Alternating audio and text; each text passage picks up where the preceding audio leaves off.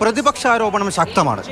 പുതുതായി ഒന്നുമില്ലാത്ത ബജറ്റ്, അംബാനിക്കും അദാനിക്കും ആനുകൂല്യങ്ങളുള്ള സാധാരണക്കാരനെ കേൾക്കാത്ത ബജറ്റ് എന്ന് രാഹുൽ ഗാന്ധി. ചന്ദ്രബാബു നായിഡുവിനെയും നിതീഷ് കുമാറിനെയും പ്രീതിപ്പെടുത്താൻ മറ്റ് സംസ്ഥാനങ്ങളെ ബലിയാടുകളാക്കിയെന്നും പ്രതിപക്ഷ നേതാവിന്റെ ആരോപണം. യുവജനത്തിനും കർഷകർക്കും സ്ത്രീകൾക്കും ന്യൂനപക്ഷങ്ങൾക്കും ആനുകൂല്യങ്ങൾ ഉണ്ടാകുമെന്ന വാഗ്ദാനം കാറ്റിൽ പറത്തിയെന്ന് കോൺഗ്രസ് അധ്യക്ഷൻ മല്ലികാർജുൻ ഖാർഗെ. इनके बजट में एससी एसटी का नाम ही नहीं, या उनके लिए जो बजट पॉपुलेशन के लिहाज से रखने का था वो भी नहीं. കേരളത്തിനെതിരെയുള്ള അവഗണനയിലും വിമർശനം അതിരൂക്ഷമായിരുന്നു. മോദി സർക്കാർ ബജറ്റിന്റെ പൊതുസ്വഭാവം കളഞ്ഞുവെന്ന് NK പ്രേമചന്ദ്രൻ MP. ഒരു പുതിയ പദ്ധതിയും ഒരു ആനുകൂല്യവും സംസ്ഥാനത്തിന് നൽകിയിട്ടില്ല എന്ന് മാത്രമല്ല, കേവലമായ പരാമർശം പോലും ആ കാര്യത്തെ സംബന്ധിച്ചില്ല.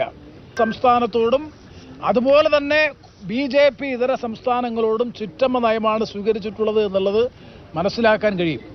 കേരളത്തെ അവഗണിച്ചുവെന്നും മോദി സർക്കാരിനെ താങ്ങി നിർത്തുന്നവർക്ക് വേണ്ടിയുള്ള പ്രഖ്യാപനങ്ങൾ മാത്രമായിരുന്നുവെന്നും K രാധാകൃഷ്ണൻ MP. ഇന്ന് കേന്ദ്രം അവതരിപ്പിച്ച ബഡ്ജറ്റ് വളരെ നിരാശാജനകമായിട്ടുള്ളൊരു ബഡ്ജറ്റാണ്. നമ്മുടെ ഇന്ത്യയുടെ ബഡ്ജറ്റാണെങ്കിലും അത് ചില പ്രദേശങ്ങൾക്ക് വേണ്ടിയാണ് ബഡ്ജറ്റ് അവതരിപ്പിക്കുന്നതെന്ന് തെളിയിക്കുന്ന ഒരു ബഡ്ജറ്റാണ്. സുരേഷ് ഗോപിയെയും ജോർജ് കുര്യനെയും പരിഹസിച്ച് രാജ്മോഹൻ ഉണ്ണിത്താൻ. കേരളത്തിന് 2 മന്ത്രിമാരെ അല്ലാതെ വേറൊന്നും കിട്ടിയിട്ടില്ല. സുരേഷ് ഗോപിയെ കൊണ്ടോ ജോർജ് കുര്യനെ കൊണ്ടോ കേരളത്തിന് വേണ്ടി ഒന്നും ചെയ്യാൻ കഴിയില്ല. ഇനി കേരളം രക്ഷപ്പെടണമെങ്കിൽ ഒരു നിതീഷ് കുമാറോ അല്ലെങ്കിൽ ചന്ദ്രബാബു നായിഡുവോ കേരളത്തിൽ ജനിക്കേണ്ട സാഹചര്യമാണിപ്പോൾ സംജാതമായിരിക്കുന്നത്. ആരോപണങ്ങളോട് അതേ നാണയത്തിൽ തിരിച്ചടിച്ച് സുരേഷ് ഗോപിയും രംഗത്തെത്തി. എയിംസിന്റെ കാര്യം എന്താ പറഞ്ഞ? കോഴിക്കോട് ഇറങ്ങിയപ്പോൾ ആദ്യത്തെ യാത്ര കേരളത്തിലേക്ക് ചെന്നപ്പോൾ എന്താ പറഞ്ഞ?